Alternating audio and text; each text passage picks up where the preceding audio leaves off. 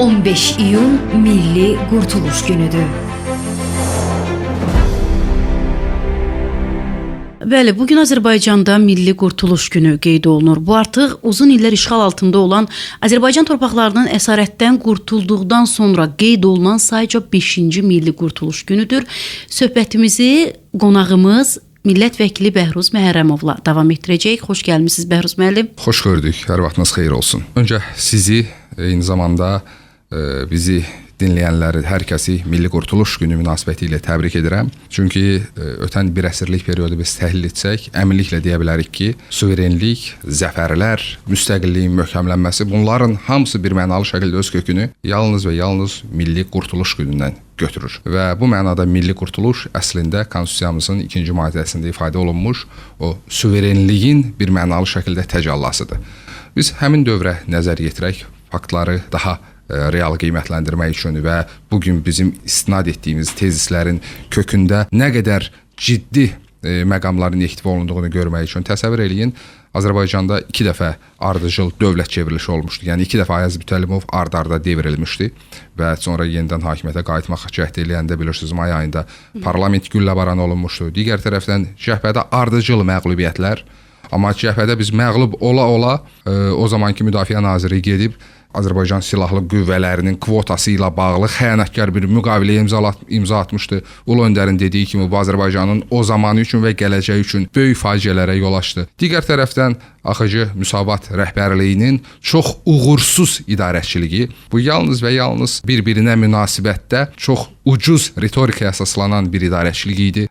Yalnız emosional bəyanatlara əsaslanan bir idarəçiliyi idi və bu da nəticə etibarilə keçmiş silahdaşlar arasında qarşıdurmalara gətirib çıxarırdı. Daxili İşlər Nazirliyi özlüyündə ayrıca bir dövlət idi sanki, parlament özlüyündə ayrıca bir dövlət idi sanki və nəticə etibarilə də Gəncə qiyamı oldu və Gəncə qiyamı olandan sonra o zaman baş naziri də, parlament sədri də qorxusundan o zaman istifa verməli oldu. Güc nazirliklərinin rəhbərləri də Heydər Əliyev belə bir məqamda, belə bir başsız, sözün əsli mənasında sahibsiz bir dövlətə gəlib rəhbərlik etmək yükünü öz çiyninə götürdü və 32 il əvvəl gəldi xalqı parçalanmaqdan xilas bir mənalı həm dövlət böhranına son qoydu, xalqı parçalanmaqdan qurtardı.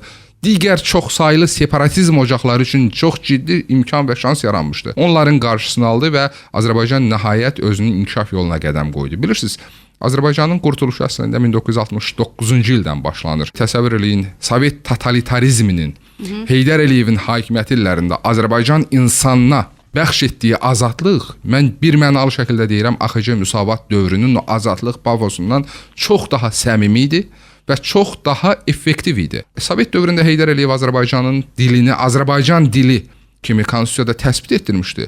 AXC Müsavat dövründə təsəvvür eləyin, Azərbaycan dili adı ləğv edildi. Və belə bir məqamla üz-üzə idik və Heydər Əliyev belə bir məqamda xilaskarlıq missiyasını öz çiyninə götürdü və Azərbaycanın sonrakı inkişafı bir mənalı şəkildə bax bununla bağlıdır. Bugün ümummilli lider Heydər Əliyevin yürütdüyü siyasətin layiqincə Ali Baş Komandan İlham Əliyev tərəfindən davam etdirilməsi və Azərbaycanın ərazi bütövlüyünün bərpa olunmasını qəbul eləməyən qüvvələr var.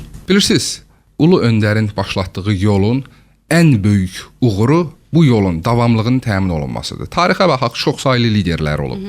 Çoxsaylı ümumbəşəri hədəflərə yönələn və dünya miqyaslı hadisəyə çevrilən addımlar atılıb. Amma onların heç birinin varisliyi təmin edilmədiyi üçün, məsələn, Napoleonun dövrü ilə Napoleonun özü ilə də bitdi.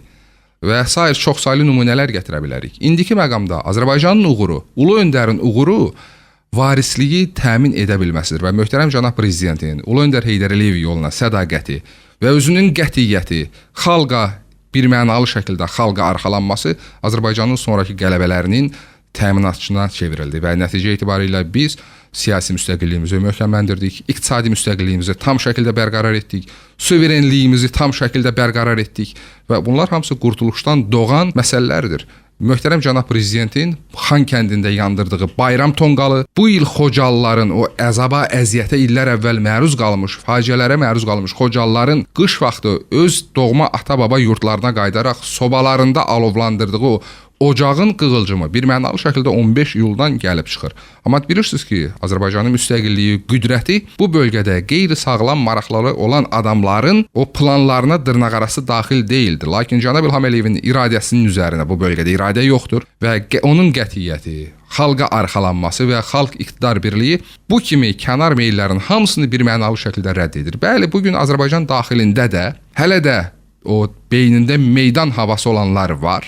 Hələ də bəli bir mənalı şəkildə, amma hər kəs bilməlidir ki, o antimilli ünsürlərin meydan təfəkkürü, meydan sevdası ancaq və ancaq o dırnaqarası meydan TV-də danışmaqdan o tərəfə getməyəcək.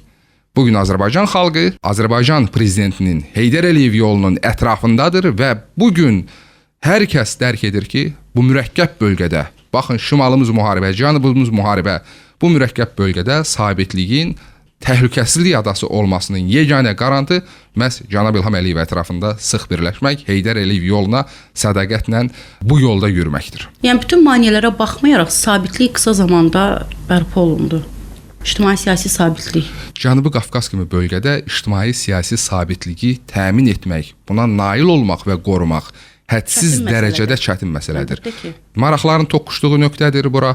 Eyni zamanda bölgənin özü kifayət qədər çətin bölgədir. Belə bir bölgədə kənar qüvvələrin maraqlarını bir mənalı şəkildə milli maraqlara ya uyğunlaşdırmaq, ya da milli maraqlarla üst-üstə düşməyən qeyri-praqmatik, qeyri-dost mövqeləri sərhədlərdən kənarda saxlamaq, bacarmaq bu sözün əsl mənasında siyasətdə ustad dərsidir ki, möhtərəm cənab prezident bugün buna nail olub. Azərbaycanın bugün təhlükəsizliyi, ictimai asayişi, ictimai təhlükəsizliyi, xalqın rifahı, dövlətimizin, xalqımızın salamatlığı bu bir mənalı şəkildə tarixin heç bir dövründə olmayacaq qədər güclü şəkildə təmin edilib. Təbii ki, bunların da hamısı öz kökünü bir mənalı şəkildə Ulu Öndərin böyük milli qurtuluş ideologiyasından, milli qurtuluş çağından qaynaqlanan məsələlərdir. Hələ Ulu Öndər Milli Azərbaycan dövlətçilik konsepsiyasının yaradılmasının ən birinci banisidir. Bilirsiniz ki, Azərbaycançılıq ideologiyası bizim bugün əsas milli ideologiyamızdır. Məhz bu ideologiyadan kənar düşən,